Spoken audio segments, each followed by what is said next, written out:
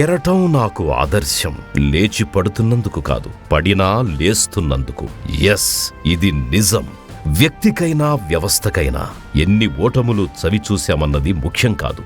ఓటమినే ధిక్కరించి ఎన్నిసార్లు నిలబడి గెలిచామన్నదే విజయం. ఒక పార్టీగా జనసేన నేర్చుకున్న పాఠం, తెలుగు జనావళికి అందించిన సందేశం, కనుచూపు మేరలో కనిపించని గమ్యం, కఠినమైన మార్గం, బలమైన ప్రత్యర్థులు, విమర్శల తూటాలు, ఆరోపణల అస్త్రాలు, ఆర్థిక దిగ్బంధాలు, అణచివేతలు. అయినా తిట్టుకుంటూ కూర్చోలేదు. అన్నింటినీ తట్టుకుని దేశ రాజకీయ ఇతిహాసంలో ఒక కొత్త చరిత్రను రాసుకుంది జనసేన. తమ 11 ఏళ్ల ప్రస్థానంలో ఉత్థాన పతనాలు, పడిలేచిన ఘట్టాలు, కోకొల్లలు. రాజకీయం పూల కిరీటం కాదు, ముళ్లబాట. ఒడిసి పట్టుకుని నడిచిన వాడి మెడలోనే పూలహారం పడుతుంది. జనసేనాని పవన్ కళ్యాణ్ ఆ మెలకువలు వంట పట్టించుకున్నాడు. రాజకీయ చాణక్యాన్ని అలవోకగా అలవరుచుకున్నాడు. 10 ఏళ్ల పోరాటం తరువాత ఫలితాన్ని అందిపుచ్చుకున్నాడు. పరాజితుడు విజేతగా పరిణామం చెందే క్రమంలో ప్రతి ఘడియా ఉద్విగ్న భరితమే, ప్రతి సంఘటన ఉత్కంఠత రేకెత్తించేదే. అందుకే ఒక పార్టీగా జనసేన గమనం పొలిటికల్ స్టడీస్లో తప్పనిసరిగా అధ్యయనం చేయాల్సిన లెసన్. అలుపెరుగని పోరాటం, పడిలేచిన కెరటం, ఏ జర్నీ ఆఫ్ జనసేన. ప్రాంతీయ పార్టీల్లో అధినేతను, సంస్థను విడదీసి చూడలేం.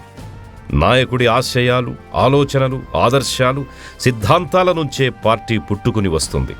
అధినేత నడవడికే కార్యాచరణగా రూపుదాలుస్తుంది. ప్రజాస్వామ్యంలో ప్రజలు బాగుపడాలంటే రాజకీయ జవాబుదారీతనం కావాలన్న మిషన్ నుంచే పవన్ విజన్ రూపుదాల్చింది. అంతకుముందే విఫలమైన మెగాస్టార్ ప్రజారాజ్యం ప్రయోగం, ప్రజల మధ్య అంతరాలు సృష్టించిన రాష్ట్ర విభజన, సుదీర్ఘమైన అనుభవమున్న తెలుగుదేశం పార్టీ, సానుభూతి పవనాలతో ప్రజలపై సెంటిమెంటు ప్రయోగిస్తున్న వైఎస్ఆర్సీపీ, ఇలా ఎటు చూసినా అననుకూల వాతావరణమే. అయినా ఈ ప్రతికూల పరిస్థితులకు తాను సన్నద్ధంగా ఉన్నానని బహిరంగపరుస్తూనే 2014 మార్చి 14వ తేదీన తమ పార్టీని ప్రకటించారు పవన్ కళ్యాణ్. అప్పటికతడు మెగా నటుడు, పవర్ స్టార్. అశేష అభిమాన సంద్రం ఆయన సొంతం. నాయకుడు కావాలనుకున్నాడు, ప్రజాసేవకుడై నిలవాలనుకున్నాడు, ప్రతి అడుగు ప్రజల కోసమే నడవాలనుకున్నాడు. వెండితెర వెలుగుల నుంచి ప్రజాజీవితపు వేల్పు కావాలని కలగన్నాడు. కష్టాలు, నష్టాలు అన్నింటికీ సిద్ధమయ్యాడు. దుర్గమమే కావచ్చును నే నడిచే స్వర్గానికి మార్గం, పొంచి ఉండునేమో పన్నాగాలు, పరిహాసాలు, నా అదృష్ట నౌకకు నేనే నావికుడను, నా అంతరాత్మకు నేనే నాయకుడను అంటూ శపథం పూనాడు. చీల్చుకు వస్తున్న నన్ను కమ్ముకున్న చీకటి రాత్రిని, దిగ్దిగంతాలు పరుచుకున్న గాఢాంధకారాన్ని అంటూ తనను తానే చైతన్యపరుచుకుంటూ జనసేనాని రాజకీయ క్షేత్రంలో తొలి అడుగు వేశాడు. 10 ఏళ్ల పాటు ఒక ప్రాంతీయ పార్టీ అధికారంలో లేకుండా, తన సిద్ధాంతాలతో ఎక్కడా రాజీ పడకుండా అస్తిత్వాన్ని నిలుపుకుంటూ కొనసాగడమంటే అదొక సాహసం, అద్భుతం. అందులోనూ అధికారంలో ఉన్న పార్టీ ప్రతీకారాత్మక దాడులు, మానసికంగా, నైతికంగా దెబ్బతీసే కుట్రలను తట్టుకుంటూ ముందుకెళ్లడం మనోధైర్యంతో కూడిన గొప్ప ప్రయాణం. సినీ రంగంలో తనకు లభించే పారితోషికాన్ని పార్టీ నిర్వహణకు వెచ్చిస్తూ, ప్రజాక్షేత్రానికే మిగిలిన సమయాన్నంతా కేటాయిస్తూ అలుపెరగని పోరాటం చేశాడు పవన్ కళ్యాణ్. ఇల్లేమో దూరం, అసలే చీకటి, గాఢాంధకారం, దారంతా గతుకులు, చేతిలో దీపం లేదు కాని గుండెల నిండా ధైర్యముంది అంటూ తనలో తానే స్థైర్యం నింపుకున్నాడు. తెరపై కనిపిస్తే చాలు కాసుల వర్షం కురిపించే అభిమానగణం, గ్రీన్ సిగ్నల్ ఇస్తే చాలు ఇంటి ముందు క్యూ కట్టే నిర్మాతలు, ఆకాశ హర్మియాల్లో బస, విలాసవంతమైన జీవితం వద్దనుకున్నాడు. రోడ్డు పక్కన పడుకున్నాడు, చేలగట్లపైనే భోజనం చేశాడు. ఎందుకీ కష్టాలు, మళ్లీ సినిమాలకొచ్చేయి అన్న పిలుపులకు కొదవలేదు. అధికారం వస్తుందో లేదో తెలియదు, ఎందుకీ ఆరాటం, పోరాటం అన్న హెచ్చరికలను ఖాతరు చేయలేదు. సినిమా కోసం నేనెప్పుడూ కలగనలేదు, దేశం కోసం కలగన్నాను, దేశంలో ఉన్న ప్రజల కోసం కలగన్నాను అంటూ హితైషుల మాటలను కూడా తిప్పికొట్టాడు. ప్రజాసేవకు అధికారం ఒక సాధన మాత్రమే, వారికి చేరువ కావడమే తన ప్రయాణమని తేల్చి చెప్పేశాడు. పాలిటిక్స్ పూలబాట కాదు, నిప్పుల నడక అని తెలిసే రంగుల ప్రపంచం నుంచి రాజకీయంలోకొచ్చేశానని చెప్పకనే చెప్పేశాడు. ప్రశ్న నుంచే పార్టీ పుట్టింది. పాలిటిక్స్ అంటే ప్రశ్నించడమే అని నేర్పింది జనసేన. అవినీతి కాంట్రాక్టులు, అధికార దర్పాలు, మైనింగ్ అక్రమాలు, ప్రకృతి వనరుల దోపిడీలు, వీటన్నింటిపైన గళమెత్తి ప్రశ్నించడమే తన పంథాగా వాటిని చెప్పారు జనసేనాని. ప్రశ్నిస్తూనే ఉంటానన్నాడు తన 11 ఏళ్ల రాజకీయ ప్రస్థానంలో. టీడీపీ, బీజేపీలకి మిత్రపక్షంగా ఉన్నా ప్రశ్నించాడు. పారదర్శకత ఏది? ఉద్దానం కిడ్నీ బాధితుల సంగతేమిటి? ఇసుక అక్రమ తవ్వకాల మాటేమిటి అంటూ తొలి దశలోనే తెలుగుదేశాన్ని నిలదీశాడు. పాచిపోయిన లడ్డూలనిచ్చి ప్రత్యేక హోదాను పక్కన పెడతారా అంటూ బీజేపీపై కూడా గర్జించాడు. ఇక అధికార వైసీపీపై నిప్పులే కురిపించాడు. గంజాయి సాగు, అమ్మాయిల అక్రమ రవాణా, వాలంటీర్ల దుశ్చర్యలు, పాలకుల పర్సంటేజీలపై ప్రశ్నల వర్షం కురిపిస్తూ ప్రభుత్వానికి కంటి మీద కునుకు లేకుండా చేశాడు. ప్రశ్నించడంలో తనాపరా భేదం లేదని చాటి చెప్పాడు. పవన్ అంటే సూటిగా, ధాటిగా ఎక్కుపెట్టే ప్రశ్నల యంత్రం. పార్టీని తమతో కలిపేయమని వచ్చిన పదవుల ఆఫర్లు, ప్రలోభాలు ఒక్కటా రెండా? సముద్రం ఒకరి కాళ్ల దగ్గర కూర్చొని మొరగదు. తుపాను ఒకడికి చిత్తమనడం ఎరుగదు. పర్వతం ఎవ్వడికి వంగి సలాం చెయ్యదు. నేనంతా కలిపి పిడికెడు మట్టే కావచ్చు, కాని మనమంతా కలిసి చెయ్యెత్తితే ఒక దేశపు జెండాకున్నంత పొగరుంటుంది అంటూ ప్రజాక్షేత్రంలోనే తన వైఖరిని ప్రకటించాడు. ఎన్ని సమస్యలొచ్చినా, సంక్షోభాలు తలెత్తినా తన పార్టీ నిలబడుతుంది, కనబడుతుంది అని తేల్చి చెప్పేశాడు. రాజకీయ సిద్ధాంతాల విషయంలో చాలా స్పష్టమైన వైఖరి తీసుకోవడం పవన్ కళ్యాణ్ స్పెషాలిటీ అని చెప్పాలి. చాలా విషయాల్లో మిత్రులైనప్పటికీ తెలుగుదేశం, బీజేపీలతో విభేదించిన సందర్భాలు అనేకమున్నాయి. రాజధాని భూసేకరణ, ప్రత్యేక హోదా వంటి విషయాల్లో టీడీపీ, బీజేపీలపైన జనసేనాని పోరాటం చేశారు. కులాలను కలిపే ఆలోచనా విధానం, మతాల ప్రస్తావన లేని రాజకీయం, భాషను గౌరవించే సంప్రదాయం, సంస్కృతులను కాపాడే సమాజం, ప్రాంతీయతను విస్మరించని జాతీయవాదం, అవినీతిపై రాజీలేని పోరాటం, పర్యావరణాన్ని పరిరక్షించే అభివృద్ధి ప్రస్థానం, సప్త ప్రాతిపదికలుగా పార్టీని నిర్వచించారు పవన్ కళ్యాణ్. ఐడియాలజీ పరంగానూ, పోరాట విషయాల్లోనూ 2 పార్టీలు మాత్రం జనసేనకు ప్రధాన ప్రత్యర్థులుగా తొలినాటి నుంచి కనిపిస్తాయి. రాష్ట్ర విభజన సందర్భంగా 2 ప్రాంతాలకే సమన్యాయం చేయలేకపోయిన కాంగ్రెస్ పార్టీ దేశానికి ఏం న్యాయం చేస్తుంది అనేది పవన్ తొలి ప్రశ్న. అదే అంశంగా పోరాటం ప్రారంభించాడు.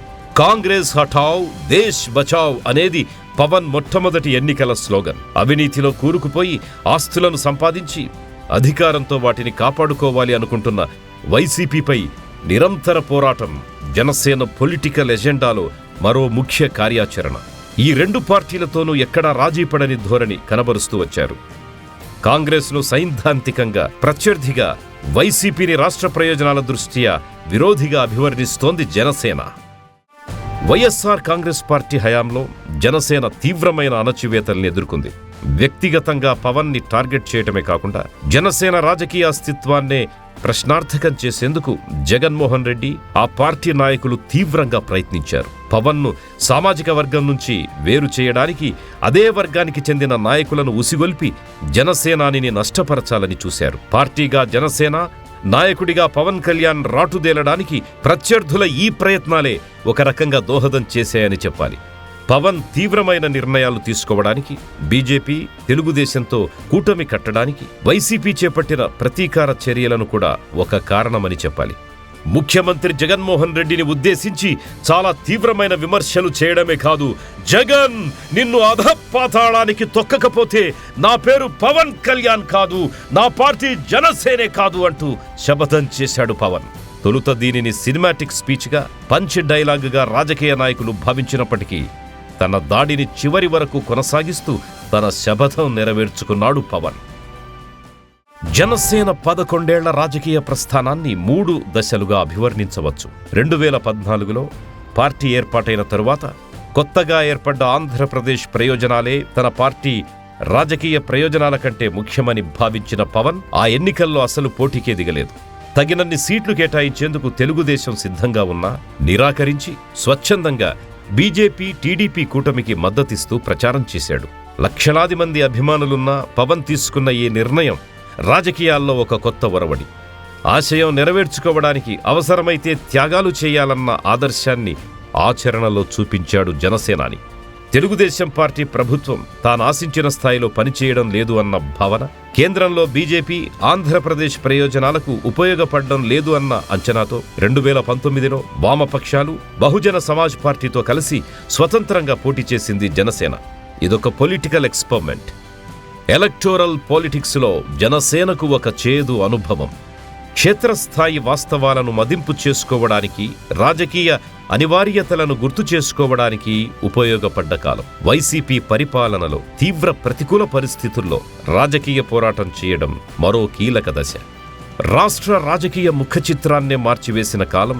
బీజేపీ, తెలుగుదేశం పార్టీలను కలిపి కూటమి ఏర్పాటు చేయాలని జనసేన తీసుకున్న నిర్ణయం. 2024 ఎన్నికలకు ఏడాది ముందుగానే పవన్ కళ్యాణ్ రాష్ట్ర రాజకీయాలపై పూర్తిస్థాయి అంచనాకొచ్చేశారు. సామధాన భేద దండోపాయాలతో ఓటర్లను గుప్పెట్లో పెట్టుకోవడానికి అధికార వైసీపీ చేస్తోన్న ఎత్తుగడలను పసిగట్టారు. ఆంధ్రప్రదేశ్కి రాజకీయ స్వేచ్ఛ కల్పించాలంటే ప్రత్యామ్నాయంగా బలమైన శక్తిని నిర్మించాల్సిందేనని నిర్ణయానికొచ్చారు. వారాహి విజయ యాత్రలతో రాష్ట్రవ్యాప్త పర్యటనలు చేశారు పవన్ కళ్యాణ్. చంద్రబాబు నాయుడు అరెస్టు ఘట్టాన్ని కూటమి కట్టడానికి సరైన ముహూర్తంగా నిర్ణయించుకున్నారు. అప్పటికప్పుడు స్పాంటేనియస్ డెసిషన్తో రాష్ట్రంలో కూటమి నిర్ణయాన్ని పవన్ ప్రకటించారు.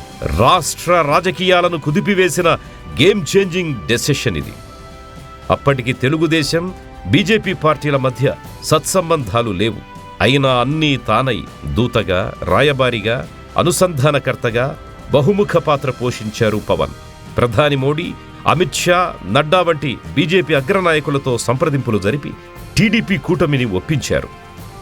ఆ నిర్ణయమే తరువాత కూటమి గెలుపుకు కారణమయ్యింది. పవన్లోని పరిణత రాజకీయవేత్తను బయటకు తెచ్చింది. ఆవేశపరుడిగా ముద్రపడ్డ పవన్ ఆలోచనాపరుడు, అవసరానుగుణంగా పరిస్థితులను చక్కదిద్దగల రాజనీతిజ్ఞుడు అన్న విషయం నాయకులకు అర్థమైంది.